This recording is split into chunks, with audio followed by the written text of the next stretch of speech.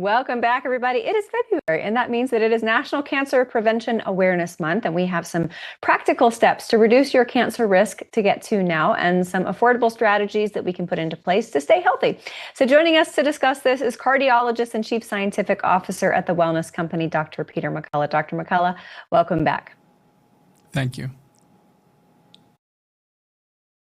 I want to start with a new product that you guys have, Shield. Tell our audience about it. This sounds really, really exciting.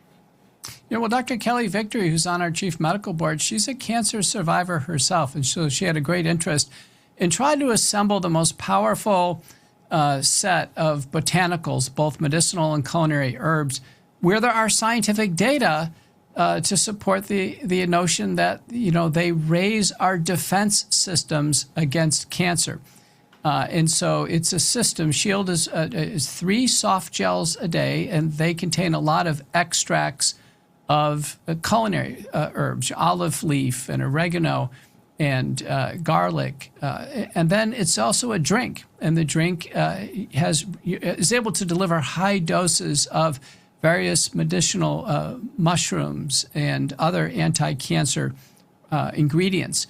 And so the idea here is I'm recommending it for my cancer survivors, patients with active cancer, because it's something they can do in addition to, their traditional ways of treating cancer and follow-up. And it's leveraging the body's own defenses to snuff out any more cancer cells that arise.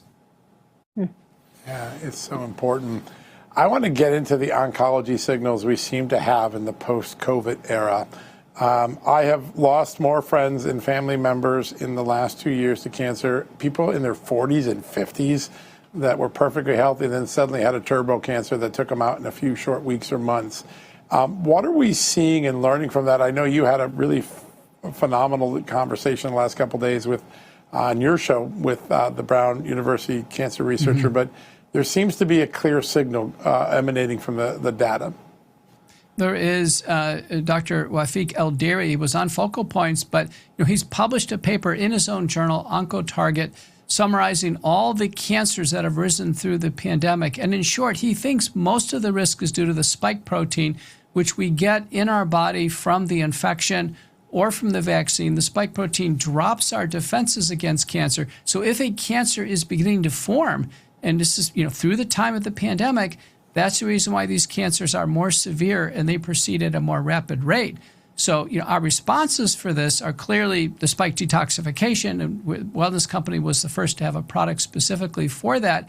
Additionally, being very vigilant about, any new changes in the body, trying to detect cancer early, and then the new product combination Shield. So at Wellness Company, we're trying to face this head on. I think cancers will become more frequent and more severe for several years to come.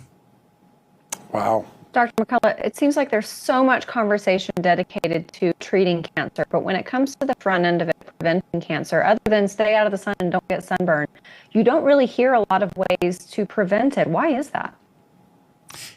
Cancer has been one of these situations where there's very little we can do for screening. So there's screening for prostate, lung, ovarian, uterine, breast, colon, but that's not much. I mean, there's no way to screen for a brain cancer or a pancreatic cancer.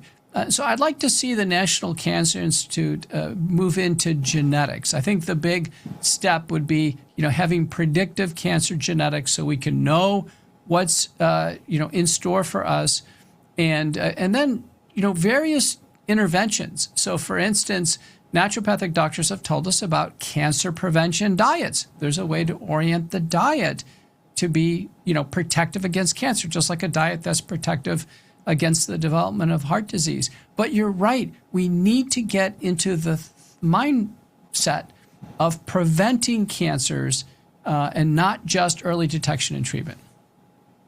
So before we let you go, this just broke a little bit ago, but the plastic surgeons, American Society of Plastic Surgeons today declared that they are now recommending that no person consider gender changing surgery until they're at least 19. That's a big change in the medical world.